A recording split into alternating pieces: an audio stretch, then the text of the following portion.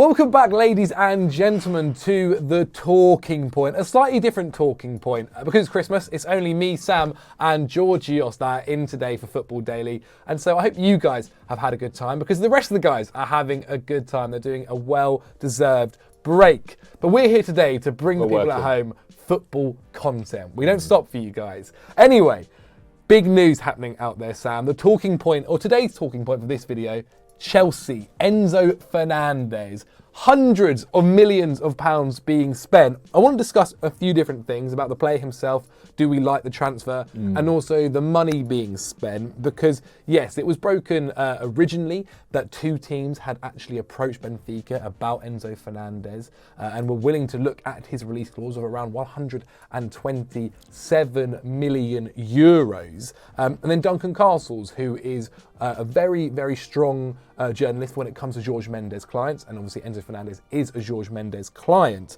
said that Chelsea were one of these teams. Now, me and you are both, for our sins, Chelsea fans. Now, I want to talk about what we think of the deal, because overall, Chelsea need players. Chelsea are targeting young players. They need a midfielder, more than one, to be honest. Overall, as ignoring the fee, the move is good, right? Yeah, ignoring the fee, the move is incredible. If you look back at the World Cup, obviously you don't want to get hung up on that tournament, but it's literally the last competition that we've seen being played, and also Argentina won it. He was really important for that side that won it as well. He's one of those players that, like, unless you're watching him directly or he's in goal, involved in a goal, you don't really notice him as much, but he is incredible. He's all over the place. He's got a serious engine. He gets involved defensively. I think one of the, you know, that moment against France where Mbappe was literally doing a madness and it looked like he was just going to win it for France. Yeah. I think he's the one that got that final touch in the box, and then Dybala cleared it. He also got a really good assist in the game before that. He scored an incredible goal as well. Yeah, and then for club as well, Benfica, I think he had one of the best. He was one of the best performances for them in the Champions League as well. They topped their group. The only thing is, I know that Benfica at this point, and obviously we're going to have to talk about the fee in general, but I know that they know he's going to be hot property. They've had hot property in the past where they know that they're just going to stick by their guns and say, if, you know, he's got a contract until 2027, we don't need to let him go. And I think that is one of the things that Chelsea and probably other clubs that are looking at and like, you know what, we know how they are in the market. They're going to be stubborn, so we're going to go in for what they want and then. And Benfica don't need the money. Yeah. Benfica don't need the money. Continuously, they've sold high. João Felix is the most recent case, or one of the most recent cases where they've made a lot of money on him. And then obviously, when Fabrizio Romano is coming out and saying things like Enzo Fernandez will only leave if a club will trigger his release clause. Apparently, his agent is coming to Europe to talk with clubs, and the Premier League is his most likely destination. About a move in January, then it seems as if something like this might be happening. I think from a Benfica point of view, they don't actually want to let him go. Obviously, they're doing very, very well at the moment in Liga NOS. They have the possibility of winning their first title since 2019, which is priceless. They also have the idea that, okay, maybe if they don't sell him now, they could still sell him for a huge fee as well in the summer. Maybe not the hundreds of millions, but still 80 million plus, which is a huge fee on someone they only spent 10 million euros on in the summer. Yeah. And this is where things I find are quite difficult, because 120 plus million pounds on or million euros, depending on which fee exactly, but it's going to be over 100 million in either currency. Is a lot of money to spend on someone who hasn't necessarily played a lot, who hasn't necessarily experienced or hasn't had a full season, for instance, playing in Europe. Yes, he's had a World Cup, which he was fantastic in, but it's a lot of money. It's a lot of money, and I'm not being harsh on Fernandez here when I say this, but I think there are other players out there that kind of do what he does. Yes, he does it very well. But I think there are other players that you can get for cheaper, and especially when Chelsea are kind of going, or at least with the way their future is looking like they're going to spend a lot of money at the moment on youngsters, but not the amount of money of 100 plus, more like, say, the 30, 40, 50 million on these guys that are 21, 22 years old, or even younger. To then go out there and go, okay, we're not going to spend this amount of money. We're not going to spend that amount of money. We're going to go over 100 million pounds on someone that's 21 years old, not necessarily the most experienced. Yes, he's won a World Cup, but then question about maybe spending that amount of money on someone like Jude Bellingham or like it's either or, right? You can't get Fernandez and then get Declan Rice or Bellingham. It's got to be one of the three. And personally, Fernandez is probably at the bottom of that list for me. I think it's more, and I read something about this earlier, about the structure of the deal financially, and I think the way Chelsea want to do it is similar to how they've done the Nkunku deal. I think you're not going to pay the full sum straight away, which is obviously fair. Obviously, it's good. It looks like a lot of money. It's going to end up being a lot of money, but I think when you look at the competition to get the likes of Jude Bellingham, to get Declan Rice as well, they're linked with top clubs, linked with Real Madrid, Manchester United, with Liverpool as well. So I think that there's a lot of competition in for those players. I think Enzo is one of those ones where that he had a really good World Cup, and there's always that one player that has an amazing World Cup. You know, we saw James Rodriguez after his amazing World Cup go to Real Madrid. We've seen it in other competitions. I think his partner in McAllister, who's at Brighton at the moment, is probably going to look to get a move, probably not in January, but in the summer as well. I think it would be a force to get him at the moment, like in January, to pay that much money. I don't know if that's ever been done, that amount of money in January. But I wouldn't be close to the deal in the summer if you're not able to get the likes of Declan Rice, because Declan Rice is coming to the end of his contract, will be cheaper. Bellingham, I think he's going to end up playing in Spain. So I think that's not going to be on the cards. So I think Enzo would be... So you think it's an easy deal to get over the line? Yeah. It's an easy deal to get over the line.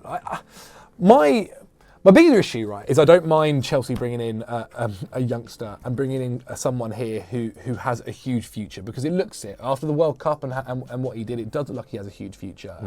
And there are positive signs there. Again, I want to stress, I'm not saying he's a bad player at all. He's quality, man. But I just think it's a lot of money to commit on someone that might not quite, who maybe in a year's time we go, actually isn't that amazing, or he had a good month, because that is all the World Cup is. But that's what 7 games. But that's what I'm saying. Like, I can't talk from like a first-hand view of watching him week in, week out. You know, I've seen him in the Champions League, heard a few murmurings. You know, you always see like either compilations or see stat lines of certain players, and then you Google them or YouTube them, you see what they're capable of doing. I think that the World Cup is obviously a stage that everyone witnesses, and international football is very different. We've seen players that can do amazing for their nation, but at club level it's a bit different. For his club, he's actually on that level. I don't know if we can expect him to be that player consistently week in, week out in the hardest league in the world, but at the same time, I can understand a team taking a punt at him, and I wouldn't necessarily be like opposed to it, but because of what I saw. 120 is more than a punt. It's a lot of money. Yeah, it's a big punt, and you know you need to score,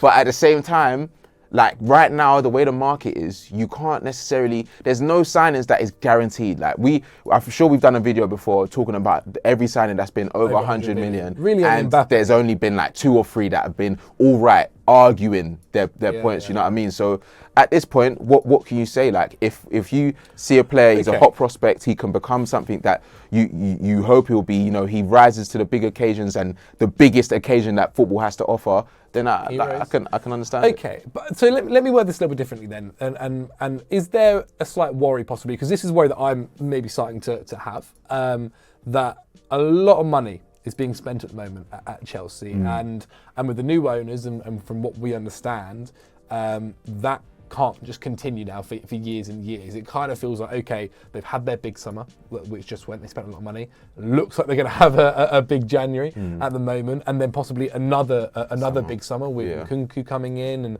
and you assume that won't be the only one as well. With rumours, obviously, if the Fernandez one doesn't work out, the Rice possibility, the Bellingham possibility. There were talks of Gavardiol as well, but they've now gone for Bennett Badiashile. And so a lot of money is being spent, and I don't know about you, but I don't feel like that's going to continue.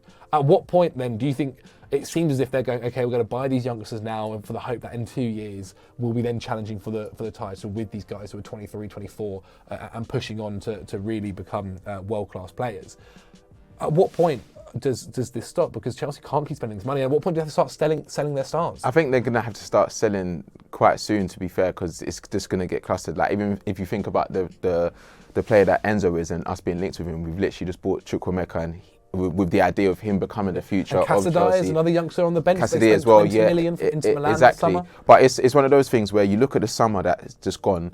when you look at the age profiles, they were a bit older, you know, above 27 years old. So you can think, okay, you brought in experience, and then this next window, a few of the players were quite young, but every player that you've looked at since the structure has been a bit clearer has been quite young. So you can say that they're trying to build for the future with having some players that have experience. You know, I'm thinking that the players that are coming to the end of their contracts, a lot of them might not see another contract at Chelsea, because I'm thinking it was in that place before, you know, when you saw the Williams leaving because they weren't able to get the length of contract that they wanted. Now I think it's going to be quite similar. You might see a few like fan favourites leaving, which is obviously it's never like the best thing to see, but at the same time you got to look forward and you got to move forward, and I think that that's what the club are doing. I don't expect them to spend like hundreds and hundreds on singular players like consistently, but I do always expect us to be active in the market if there's a player that fits a position or profile that we need. Like, for example, Reece James has just been injured now. We're going to have to look at backup right backs, because Aspie, however good he's been in the past, he's not that same player, which everyone is understanding. So it's like you have to actually be prepared for these situations, especially when you see clubs around being able to get all these players. They're allowed to, you know, like they've got 3 or 4 wingers or 4 or 5 central midfielders. We're going to need that depth to be challenging again.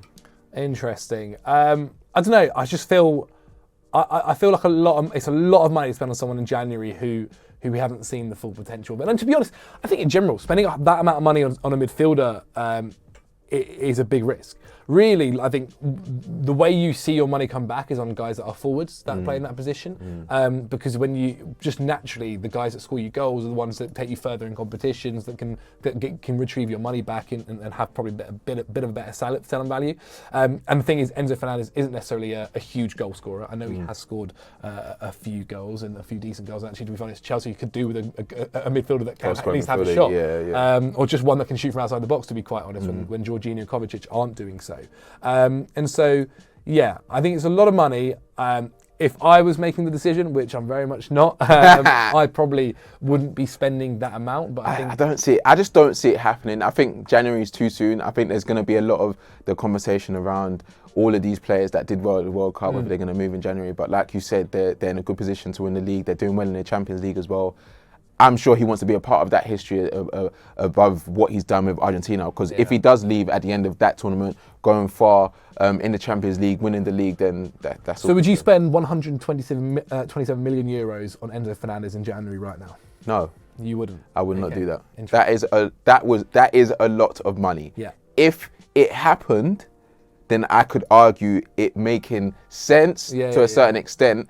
But that amount of money, like I said, we've seen it so many times. Good transfer, high price. High price. But at the same time, when you see just the price, you're never hell-bent on the structure. Everyone just sees the price and it's like, oh, they're spending so much money. But the structure could make sense. And when we see the breakdown, it's like, oh, it's not that bad. But at the end of the day, no one cares about that. Yeah, indeed. It's always the headlines. I really want to know what you guys at home, though, think about this deal. Is it a good deal? I think we're kind of all in agreement that the player moving to the club makes sense. That is completely understandable. But the fee is a lot of money. Do you think Chelsea should be spending that amount on one player? Do you think they should be spreading it across, or do you think they should be spending that more on someone like Jude Bellingham, who we've seen a lot more of and could possibly fit into that system a little bit more smoothly? Let me know in the comments below. Because say smoothly like that. Smoothly.